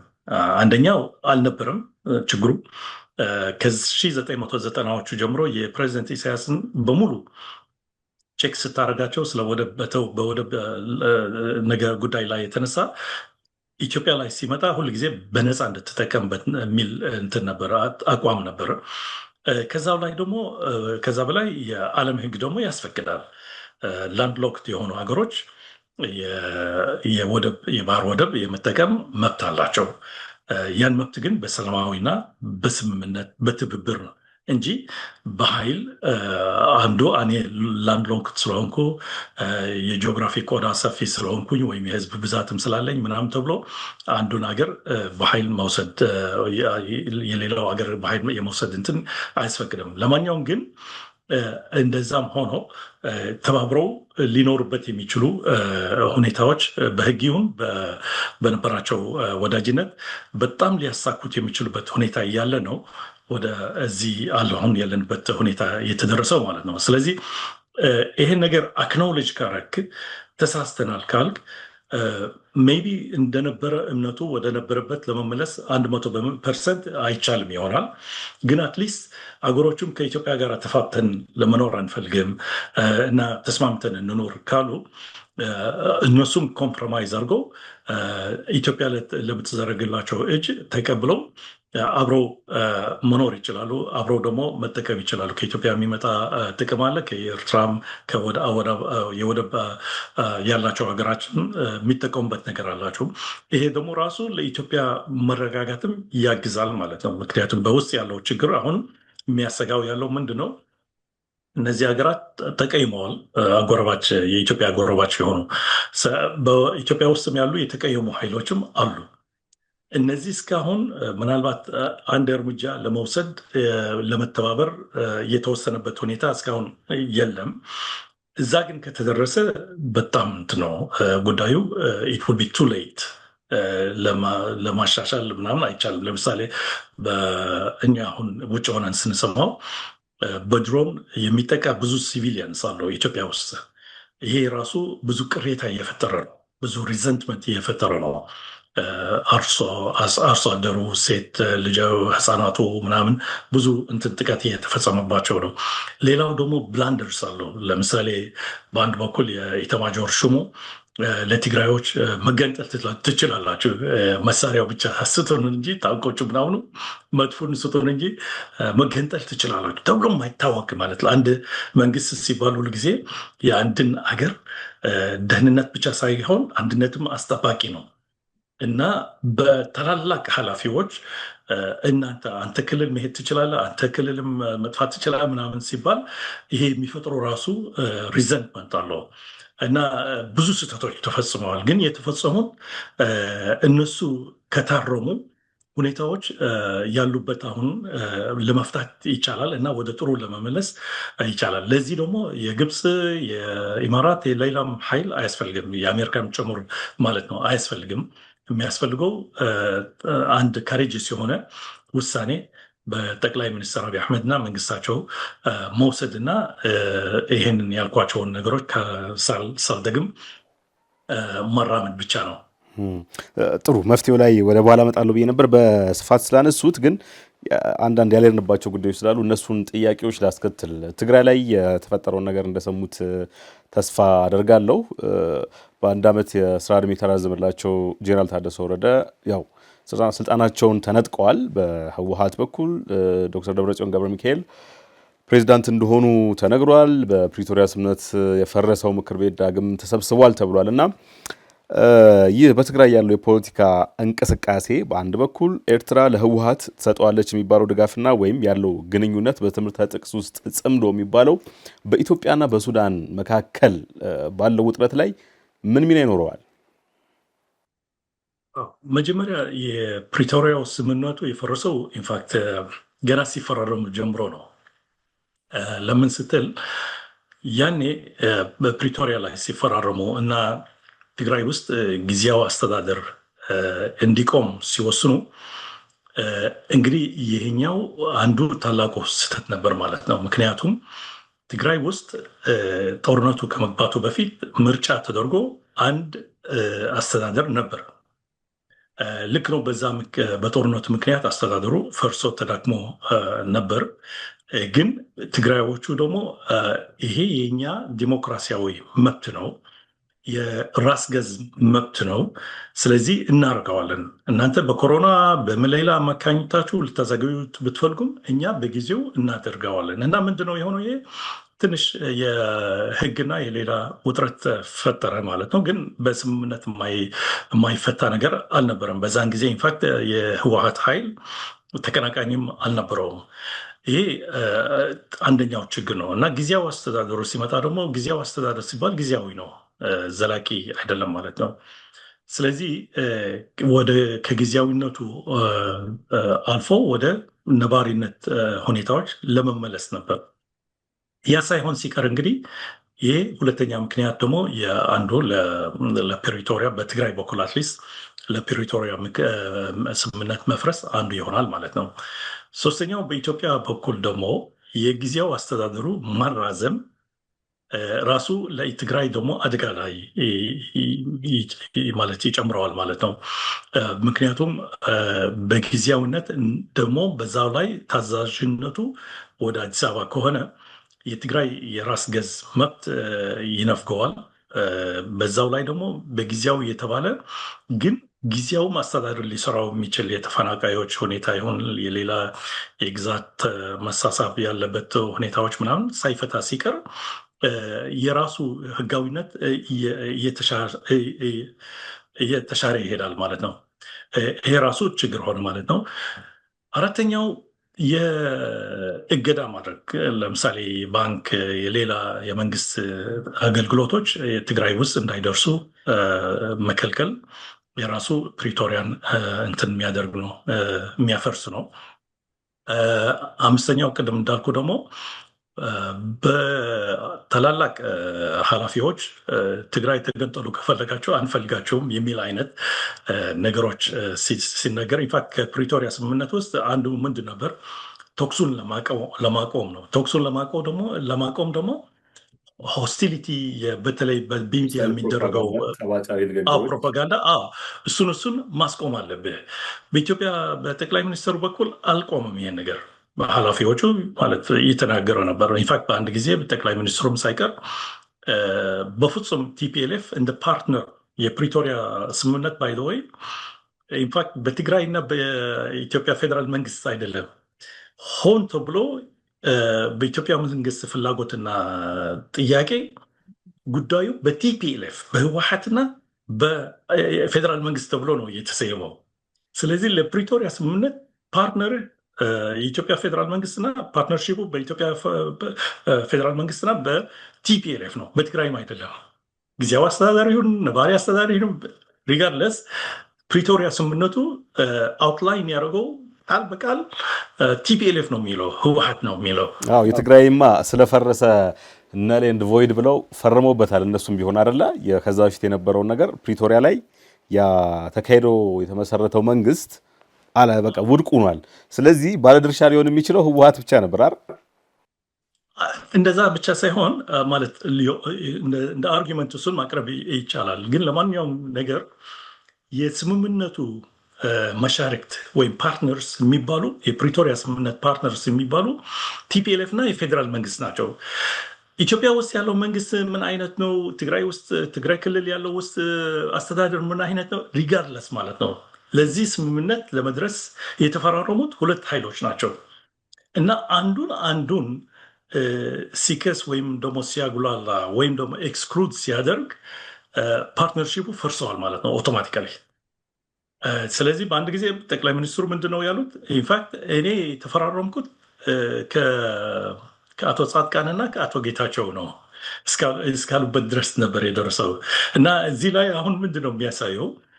ቲፒኤልኤፍ እንደ ኢንስቲትዩሽን ነው፣ አንድ ተቋም ነው። ከተቋሙ ጋር ነው የተፈራረምከው እንጂ ከግለሰቦች አይደለም። ስለዚህ እነዚህ ሁሉ የስምምነቱ እያፈረሱ ነበር የመጡት። የፕሬዚደንት ታደሰ ወረደም እንዲሁ ጊዜያዊ ነበር፣ ለአንድ ዓመት ተብሎ ነበር የተሾመው መሰለኝ እና በዩኒላተራሊ በጠቅላይ ሚኒስትር ጽህፈት ቤት ኤክስቴንድ አድርገነዋል ሲባል ይሄ ነበር ቲፒኤልኤፎች ያልተቀበሉት እና ይህን ሁሉ አከማቸው ማለት ላለፉት 3 ዓመታት እየተፈራረሰ የመጣ ስምምነት ነው። ኢንፋክት አልቆለት ነው የቆየው እና ለዚህም ነው እነሱ አሁን ያሉት በትግራይ በኩል የነበረውን አስተዳደር መልሰናል። ምክንያቱም ትግራይ ካለ አስተዳደር መምራት ማለት በጣም አደገኛ ነው። ኢንፋክት በአሁኑ ጊዜ ትግራይ ውስጥ የጸጥታ ችግር አለ። ለምሳሌ መቀሌ ውስጥ የጋንግ የሚያደርጉ የሚሰርቁ፣ የሚጠልፉ፣ የሚመቱ እንደዛ ነገሮች አሉ። ከዛም እየተፋፍመ ወደ ባሰ ነገር አስተዳደር የለሽ ሁኔታዎች ሊፈጠሩ ይችላሉ። እንደዛ ከተፈጠሩ ኢንፋክት በጣም አደገኛ ይሆናል ቦታው። ልክ ድሮ አዲስ አበባ ታስታውሱት ከሆነ እሪ በከንቱ የሚባል አካባቢ ነበር። አሁን አለ የለም አላውቅም። የአዲስ አበባ ልጆች ግን ያስታውሱት ይሆናል። በዛ አካባቢ ማለፍ በጣም እንትን ነው፣ አስፈሪ ነበር። በተለይ ትንሽ ማታ ሲሆን እዛ አካባቢ በጣም ትልቅ ችግር ስለሚገኝ ማለት ነው። ማለት የጠለፋ የሌባዎች ምናምን ማለት ነው። ለማንኛውም ስለዚህ አካባቢው እንደዛ ሊሆን ይችላል። ልክ የዎርሎርድስ የጋንግስ አካባቢ ሊሆን ይችላል። ስለዚህ ለህልውናቸውና ለጸጥታቸው ሲሉ የግድ አንድ አስተዳደር ባቸው። እዚህ ላይ ኦፍኮርስ የህግ ጥያቄ ይነሳባቸዋል። እሱም ደግሞ ምንድን ነው ኢቭን ባለፈው አስተዳደር በፕሪቶሪያ ስምምነት እየፈረሰው እነሱም እዛ ላይ ድርሻ ያላቸው ማለት ነው። በራሳቸው አስተዳደር ላይ መፍረስ ድርሻ ነበራቸው ማለት ነው። ለማንኛውም ጊዜ ግን ኢቭን እንደዛም ባይሆን ለ5 ዓመት ነበር፣ በየ5 ዓመት ነው የሚደረገው እና አሁን እሱን ማስመለስ ኦኬ፣ በእነሱ በኩል ሳስፔንድ አድርገነው ነበር ለሰላም ስንል። አሁን ግን ሰላሙም ፕሪቶሪያም ስለፈረሰ የግድ ነው አስተዳደር መመለስ አለበት የነበረውን እያሉ ናቸው። ይሄ ግን በጊዜያዊነት ካስቀመጡት እና የምርጫ ገደብ ካላደረጉ ራሱም ህጋዊነቱ ላይ ትልቅ ጥያቄ ሊነሳባቸው ይችላል። ምክንያቱም 5 ዓመቱ ኦልሬዲ አልቀዋል። በ2000 ነበር እንትን የመሰረቱት ያኔ እና አሁን ያለነው በ2020 ነበር ያኔ። አሁን ያለነው 2026 ነው። ስለዚህ የኤሌክሽን ተርሙን አልቀዋል ማለት ነው። ግን ወደ አዲስ ለመግባት አሁን ያለው መንግስት ጊዜያዊና አሳታፊ ሆኖ ከቀረበ የክልሉ መንግስት ማለት ነው እና በዛ በኩል አድርጎ ወደ ምርጫ ያገባለሁ ካለ ምናልባት ይሄ የጊዜያዊነት ህጋዊነት ሊያስለብሳቸው ይችላል። አለበለዚያ ግን የነበረውን መንግስት እሱን ነው እያስቀጠልኩ ያለሁት ምናምን ከተባለ ግን ህጋዊነታቸው ላይ ብዙ ችግር እና ጥያቄ ሊያስነሳባቸው ይችላል። ለማንኛውም ግን ግንኙነቱ ምን ያህል እንደሻከረ ነው በሁለቱ ኃይላት ማለት ነው፣ በኢትዮጵያ ፌዴራል መንግስትና በቲፒኤልኤፍ መካከል ያለው ግንኙነት በጣም ተበላሸዋል። እዚህ ላይ እንግዲህ የኤርትራ ተሳትፎ እንደ ምናልባት ሰከንደሪ ነው የሚመጣው እንጂ ፕራይመሪ አይደለም። ምክንያቱም ችግሩ ያለው በሁለቱ ኃይላት ውስጥ ነው። ግን ቅድም እንዳልኩት ደግሞ ኦፍኮርስ ችግር ሲፈጠር በእንትን አለ ምስል አለ፣ የሁል ጊዜ የጠላት ጓደኛ የሚባል ነገር አለ። ስለዚህ በአሁኑ ጊዜ ልክ ጠቅላይ ሚኒስትር አብይ አሕመድና ፕሬዚደንት ኢሳያስ ጓደኛሞች ያደረጋቸው የጋራ ጠላት ስለነበራቸው ነበር። ያኔ ቲፒኤልኤፍ ነበር ማለት ነው። አሁን ደግሞ የጠቅላይ ሚኒስትር አብይ አሕመድ መንግስት ለቲፒኤልኤፍም ለኤርትራም እንደ ጠላት ሆነው ስለተፈረጁ ወይም ስለመጡ እነዚህ ሁለት ኃይሎች እንግዲህ እነሱ ብቻ ሳይሆን ሌሎቹም ጨማምረ ማለት ነው እንደ ፋኖዎቹ ኦኔጉን ሌሎም ምናልባት ካሉት ያሉ ከኢትዮጵያ መንግስት ጋር እየተጣሉ ያሉ ኃይላት ሁሉም እነዚህ እንግዲህ ቢያንስ ወደ ታክቲካል መተባበር ሊደርሱ ይችላሉ። ምክንያቱም እርስ በርሳቸው ተደጋግፈው ራሳቸውን ሰርቫይቭ ለማድረግ እና ለመመከት የሚያስችላቸው ጊዜያዊ ስትራቴጂ መጠቀም ይችላሉ። ስለዚህ እዚህ ላይ ግብፅ ይሁን ኤርትራውን ሱዳን ልትከስ አትችልም።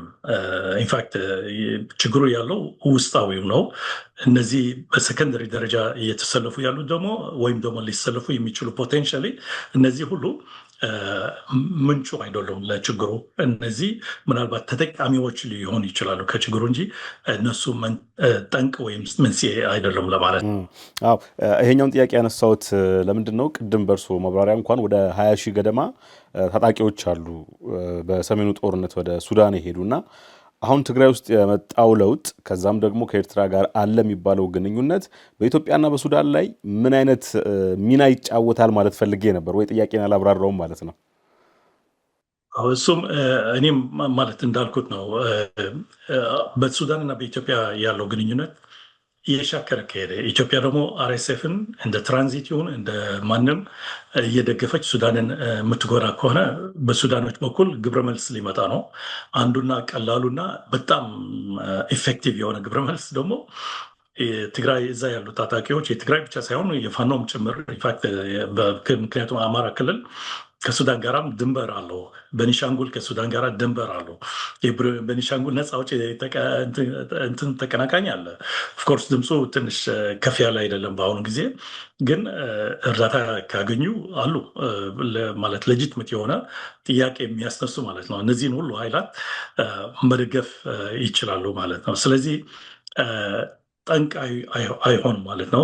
ግን ችግሩ ሲጀምር ኦፍኮርስ እነሱም የራሳቸው የሆነ ካርድ ሲኖራቸዋል የሚጠቀሙበት ጸረ ኢትዮጵያ ሊጠቀሙበት የሚችሉ ወይም ደግሞ የኢትዮጵያን ጉዳት ሊመክቱበት የሚችሉ ካርዶች አሏቸው ሊጠቀሙባቸው የሚችሉ ማለት ነው። በዚህ ምክንያት እዚህ ላይ ነው ታጥሮ የሚቆየው በአሁን ጊዜ መሰለኝ። ሁለቱ ሀገራት ግን ወደ ፍጹም ጦርነት ለመግባት አቅሙም ያላቸውም አይመስለኝም። ምክንያት በጣም እንትን ነው፣ ከባድ ነው።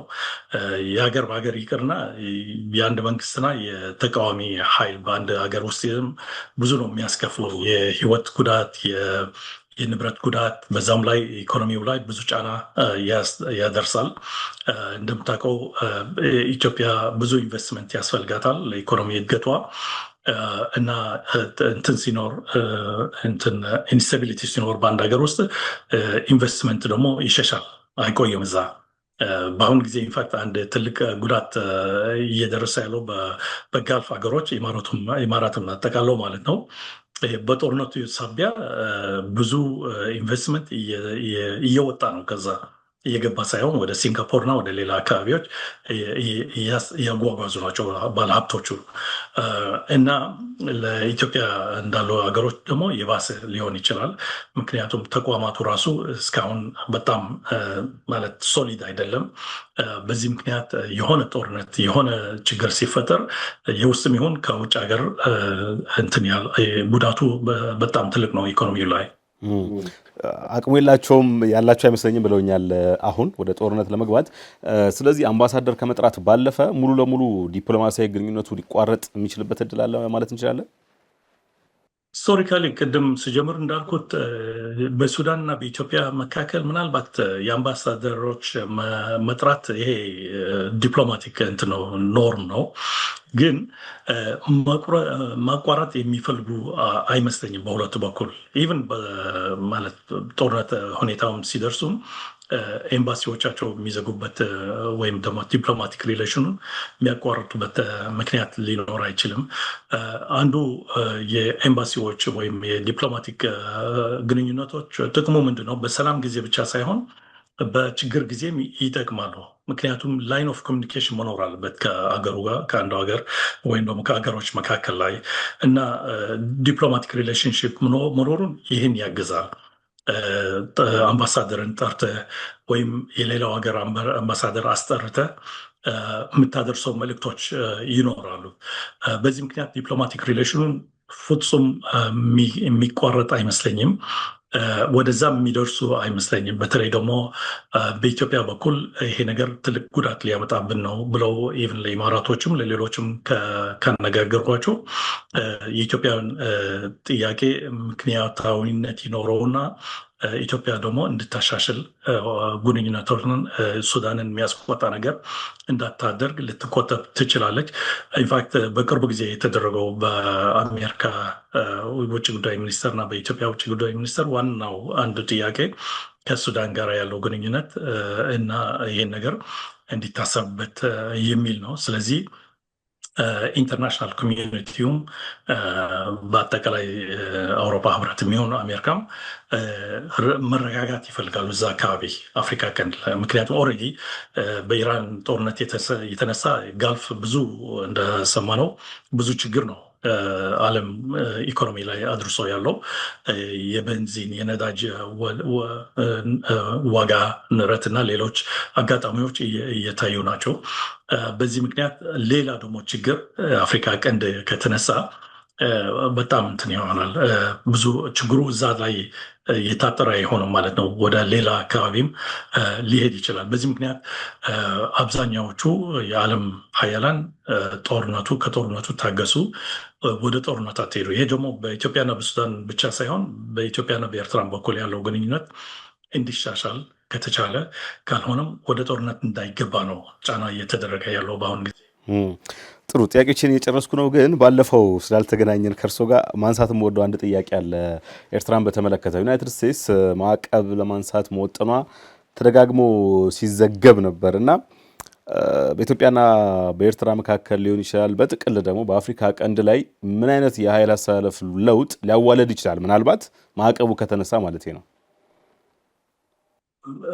አንደኛው የማዕቀቡ መነሳት ምክንያት በአሜሪካና በኤርትራ መንግስት ወዳጅነት ለመፍጠር ተብሎ አይደለም። ግን በዋናኝነት አሜሪካ በአሁኑ ጊዜ በኢራን ጦርነት ተጠምዳለች እና ኢራኖቹ ደግሞ አሁን የሆርሙዝ እንትን ስትሬት ተጠቅመውበት ብዙ ጫና አድርገዋል አሜሪካ ላይ፣ እንደ ስትራቴጂክ ዌፐን ተጠቅመውበታል። ከዛም አልፎ እንግዲህ የባብል መንደብ በቀይ ባህር አካባቢ ተመሳሳይ እርምጃ ከተወሰደ ኦልሬዲ የአውሮፓ ህብረትም ሌላው ዓለም ሀገራት ተቆጥተዋል በአሜሪካ ላይ። እናንተ ያልታሰበ ጦርነት ከፍታችሁ የእኛን ኢኮኖሚ ጎዳችሁ እያሏቸው ናቸው ለአሜሪካኖቹ። እና ለዚህም ነው አውሮፓኖች አንሳተፍም ብለዋል። የኔቶ አባል እያሉ ምን እያሉ አንሳተፍም ሲሉ ቆይተዋል። ኢቭን ሆርሙዝ ብቻ አስጠብቁልን፣ እሱም ብቻ አስከፍቱልን ቢሏቸውም እምቢ አሉ። በጣም ነው ቁጣ የተፈጠረው። ኢንፋክት የኔቶ ራሱ አካሄድ ከአሁን በኋላ እንዴት እንደሚሆን ከጦርነቱ በኋላ የሚታይ ነገር ሊሆን ነው፣ ግን ደፍኒትሊ እንደነበረው እንደማይሆን እየታወቀ ነው። እና እዚህ ላይ ያለ ሌላ ተጨማሪ በጣም ደግሞ አስፈላጊ የሆነ የባህር ማሪታይም መናኸሪያ የሆነ አካባቢ እዛ ላይም ችግር ከተፈጠረ እንትኑ አሜሪካኖቹ የስትራቴጂክ አካባቢዎች የመቆጣጠርና የመጠቀም እድላቸው እየቀነሰ ይሄዳል ማለት ነው። እንደምታውቀው ለአንድ አካባቢ እንትን ችግር ለመፍጠር ብዙ ሰራዊት አያስፈልግም። እኛ በዚህ አካባቢ የሚያልፍ መርከቦች እንመታለን ካልክ ራሱ አዋጁ ገና ሳትመታ መጥፎን ሳትተኩስ ወይም መትሬሱን ሳትተኩስ በቀጥታ ኢምፓክት ምን ላይ ያሳያል? ኢንሹራንስ ላይ ያሳያል። ምክንያቱም ኢንሹራንሱ አሴስ ያደርገዋል። ልክ እንደ መኪና ኢንሹራንስ አይ ነው አዲስ አበባ ውስጥ ግን እዚህ ለንደን ውስጥ የምትኖርበት አካባቢ ወይም ደግሞ መኪናውን የምታቆምበት አካባቢ ራሱ የኢንሹራንስ ዋጋ ይወስነዋል። አካባቢው ብዙ ስርቆት የሚያጋጥመው ብዙ እንትን ሌብነት ያለበት ምናምን ከሆነ ኢንሹራንሱ በጣም ከፍ ይላል። ለመኪና ብቻ ማለት ነው። ገና ሰላማዊ ከሆነ ብዙ ችግር የማይፈጠርበት ብዙ ሌብነት የሌለበት አካባቢ ከሆነ ደግሞ ኢንሹራንሱ ይቀንሳል። እና ኢንሹራንስ ፕሪሚየምስ ሁሉ ጊዜ ኢንዲኬተርስ የነሱ ምንድነው? አካባቢው ሰላም ነው ወይስ አይደለም ብቻ ነው የሚጠይቁት። ተኳሹ ምን አይነት አቅም አለው፣ ምን አይነት ኃይል አለው አይመለከታቸውም። ለነሱ ኢንዲኬተር አንድ እዚህ አካባቢ ላይ ችግር ሊፈጠር ይችላል ሲባል እንግዲህ የችግሩ ላይክሊሁድ በጣም ፐርሰንቴጁ ሀይ ስለሚሆን በዛ ምክንያት ደግሞ ኢንሹራንሱ ሀይ ይሆናል። ኢንሹራንሱ ሀይ ሲሆን ደግሞ ሌላውን በሙሉ አፌክት ያደርገዋል። ልክ እንደ ዶሚኖ ኢፌክት ማለት ነው። አንተ አሁን ለምሳሌ የነዳጅ ብለናል፣ ግን የሌላም ቁሳቁስ መኪናም ብሎ ምን ብሎ ኢንሹራንሱ ከፍ ካለ ለመኪና ዋጋ ላይ ነዳጅ ዋጋ ላይ ሁሉ ከፍ ይላል ማለት ነው። በዛ ምክንያት እንግዲህ የማይነካው የህይወት እንትን የለም፣ የህይወት ድርሻ ወይም ደግሞ ኑሮ የለም ማለት ነው። ስለዚህ አንድ የሁቲ ታጣቂ የመን ውስጥ ሆኖ እኔ እንደዚህ አደርጋለሁ ካለ ኢምፓክቱ በጣም ትልቅ ነው። በዚህ ምክንያት እንግዲህ አሜሪካኖች ይህንን የተረዱ ይመስላሉ እና ማዕቀቡን ከኤርትራ አንስተው ኤርትራ ደግሞ ለባብል መንደብ ካሉት የቅርብ ሀገራት የመንና ጅቡቲ ቀጥላ ወይም በነሱ ያህል አቅም የምትቆጣጠር እሷ ናት በአሰብ ወደብ አድርጎ። ለዚህ ነው አሰብ ሲባል እኮ ወደብ ብቻ አይደለም፣ ስትራቴጂክ ኢምፖርታንስ አለው ለሀገሪቱ በሙሉ። አሰብ ወደብ አሁን በኤርትራ ውስጥ ባይኖር ኖሮ አሜሪካኖች እንዲያውም ኤርትራ ዞር ብለውም አያዩዋቸውም ነበር።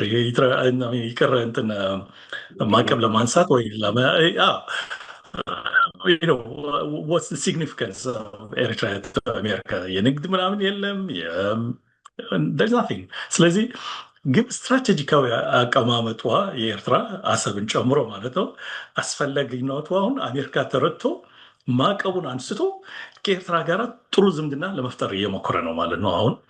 ስለዚህ ለዚህ ነው ግንኙነቱ አሁን እየተሻሻለ እየመጣ ያለው። ኦፍኮርስ ፕሬዚደንት ትራምፕ እንዳሉት ከቀደም ባለፈው ዙሪያም ብሎ ነበር የባይደን ወይም የዲሞክራቶች ስህተቶች አልቀጥልበትም አሻሽላለሁ ምናምን እያሉ ነው የመጡት። በዚህ ምክንያት ማዕቀቡን ደግሞ አብዛኛው የደረሰው በኤርትራ ላይ በዲሞክራቲክ ፓርቲ አስተዳደር ጊዜ ነው እና ለነሱም ከራሳቸው የኤሌክሽን ማኒፌስቶቸው ይሁን የስትራቴጂያቸው የሚሄድ ነው፣ ችግር የለውም። ግን ዋናው ግን የኤርትራን ጂኦግራፊክ እና ስትራቴጂክ ጥቅም ተረድተው ነው እንደዛ እያደረጉ ያሉት። ምክንያቱም ቀይ ባህር ላይ የሆነ ችግር ከደረሰ ከአሜሪካ በላይ ሊቋቋሙትና ምናልባት ሊያስተካክሉት የሚችሉ የቀይ ባህር ሀገሮች ናቸው። ለዚህም አንድ የሴኪሪቲ ሬጂም አለ እዛ ቀይ ባህር በሳውዲዎች የተጀመረው። እሱን ምናልባት ማጠናከር ወይም የሱ ተመሳሳይ የሆነ አንድ የሴኪሪቲ ሬጂም የቀይ ባህር አገራት አንድ ላይ ሆኖ አብረው የቀጠናውን ጸጥታ ወይም ሰላም ማስከበር አስፈላጊ ነው የሆነው። እንደምንም ብለው ደግሞ የመንን ከጨመሩበት ይህ ነገር ሴኪዩር ይሆናል ማለት ነው። ኢንፋክት ወደፊቱም እንደዚህ አይነት ነገሮች እየተፈጠሩ ሊመጡ ነው። እንግዲህ አሰላለፍ የሚባል ነገር እዚህ ላይ የለም። አሜሪካ ከኤርትራ ተሰልፋ ኢትዮጵያን ልትጎዳ ወይም ቫይስ ቨርሳ ሊሆን አይመስለኝም። ለዛ አይደለም። እዚህ ጋር ምን አስታውሱኝ፣ ይቅርታና ይህን ቃለ መጠይቅ ከማድረጋችን በፊት በተመሳሳይ ኢትዮጵያ ላይ ጥላ የነበረውን የጦር መሳሪያ ግዢ እገዳ አንስታለች አሜሪካ። የሚገናኝ ነገር አለው ከዚህ ጋር? እኔ ያልሰማሁትም፣ ግን አት ኤንድ ኦፍ ዘ ዴይ እንትን ነው ማለት የራሳቸው ኢንትረስት ቀዳሚነት ነው የሚሰጡት፣ ማለት ፕራዮሪቲ የነሱን ኢንትረስት ነው። ለዚህም ነው ስለው የቆየው ይህን አሁንም ከኤርትራ ጋር የሚያደርጉት ግንኙነቶች ለአሜሪካ ጥቅም ተብሎ ነው። ምክንያቱም በኢራን ውስጥ በጣም ችግር ስላሉ ለምሳሌ ጦርነቱ ኢንፋክት ኢራን ላይ ሲገቡ በ3 ቀን ምናምን የሚያልቅ መስለዋቸው ነበር። ለዚህም ነው እንትን ሰሬንደር አድርጉ እጃችሁን ስጡ ምናምን ሲሉ የጀመሩት። አሁን ወደ 2ኛ ወር ተገብተዋል። ሚኒስትር ሳምቲንግ ድራስቲክሊ ሮንግ ሄደዋል ማለት ነው፣ ሚስካልኩሌት አድርገዋል ማለት ነው። ከዚህ በኋላ ደግሞ ምን ይመጣል አይታወቅም። እና አሜሪካኖች በዋነኛው በጥቅማቸው ነው የሚመሩት። ይህም ደግሞ የሁሉም ሀገራት እንትን ነው፣ ፖሊሲ ነው፣ አዲስ ነገር አይደለም። ስለዚህ ከኤርትራ ጋር የሚያደርጉት ዝምድና ለጥቅማቸው ነው በዋነኝነት ማለት ነው። ከኢትዮጵያም ጋር እንዲሁ እንዳልከው ደግሞ እውነት ከሆነ የመሳሪያ እገዳ ማለት አቋርጠናል ካሉ ችግር የለም ማለት ነው። ጥቅም አላቸው ማለት ነው እዛ ላይ። ወይም ደግሞ የኢትዮጵያ መሳሪያም በአብዛኛው በተለይ ደግሞ ከኮሎኔል መንግስቱ ስራ ጀምሮ የምዕራብ መሳሪያ አይደለም። ኢንፋክት የሶቪየት ህብረት የነበረው አሁን ደግሞ የራሻ የሆነው መሳሪያ ነው የታጠቁት አብዛኛው። ስለዚህ የአሜሪካ መሳሪያ ላይ እገዳ ብዙ እንትን አይፈጥርም ማለት ጫና አይፈጥርም ኢትዮጵያ ላይ። ስለዚህ ጫና የማይፈጥር ከሆነም ብንከፍተውም ችግር አይደለም። ግን አንዳንድ የቴክኖሎጂ መሳሪያዎች ከወታደራዊ ትጥቆች ጋር የተሳሰሩ እዛ ላይ ምናልባት ሊጠቅሟቸው ይችላል እንጂ ከዛ በላይ ብዙ ጉዳት የሚያደርስ ነገር አይኖርም። ግናው ቢኖርም ባይኖርም ለማለት ነው። በጣም ደስ ብሎኛል ስለተገናኘን፣ በጣም አመሰግናለሁ። ቀረ የሚሉት ነገር ካለ በሱ መቋጨት እንችላለን። በእኔ በኩል ጨርሻለሁ። እኔም አመሰግናለሁ ለምታደርጉት ሁሉ። ትልቅ ስራ፣ ከባድ ስራ ነው። ኢንፋክት ማለት ፈጣሪ ያግዛችሁ፣ ጽናቱን ይስጣችሁ እና ለሁሉም ኢትዮጵያ ሕዝብና ለኤርትራ፣ ለአፍሪካ ቀንድ ሕዝቦች ሰላም እመኛለሁ። በሚመጣው ጊዜ ደግሞ በአስመራ፣ በአዲስ አበባ፣ በመቅዲሾ እየተገናኘን በካርቱም፣ መቀለም፣ ሌሎች አካባቢዎች እንድናወራ እመኛለሁ ሁሉ ጊዜ። በጣም ጥሩ ምኞት ነው። በጣም አመሰግናለሁ። መልካም ጊዜ። አመሰግናለሁ። ወደ አዲስ ማለዳ ተከታታዮች ሳምንት የወቅታዊ ዝግጅታችን የተከታተላችሁትን ይመስላል። የዛሬው ርዕሰ ጉዳያችን በዋናነት የነበረው የኢትዮጵያና ሱዳን መንግስታት ያሉበትን ውጥረት በተመለከተ ነበር። እሱ ዋነኛው ማጠንጠኛችን ይሁን እንጂ በጥቅል አፍሪካ ቀንድ ላይ ያሉትን ነባራዊ ሁኔታዎች በዝርዝር ተመልክተናል። እንግዳችን የነበሩት ደግሞ የአፍሪካ ቀንድና የመካከለኛው ምስራቅ ተንታኝ አቶ አብዱራህማን ሰይድ ነበሩ። እሳቸውን ከልብ እናመሰግናለን። ከብሪታንያ ለንደን ነበር ያገኘናቸው። ከዚህ በፊትም አግኝተናቸዋል። ወደፊትም ደጋግመን ልናገኛቸው እንችላለን። ቀጠናዊ ጉዳዮች ሲኖሩ በተለይ ማለት ነው። እንደተለመደው ኤዲቶሪያል መልእክት ላስተላልፍና በዚሁ እንሰነባበታለን። የዩቲዩብ ቻናላችንን አሁንም ሰብስክራይብ በማድረግ እንድትቀላቀሉን ዳግም እንጋብዛለን። መጠነኛ ለውጦች አሉ፣ ግን አሁንም ትብብራችሁ ያስፈልጋልና በትህትና እንጠይቃችኋለን። ሰብስክራይብ እንድታደርጉ፣ ላይክ እና ሼር በማድረግ ደግሞ ለብዙዎች እንዲዳረስ ብታደርጉልን አሁንም ደስ እንሰኛለን። ከስቱዲዮና ካሜራ ባለሙያዎች ጋር ሆኖ ዮሐንስ አሰፋ አብረናችሁ ቆይታ አድርገናል። በሌላ ጊዜ ከሌላ እንግዳ ጋር እንገናኛለን። ጤና ይስጥልን።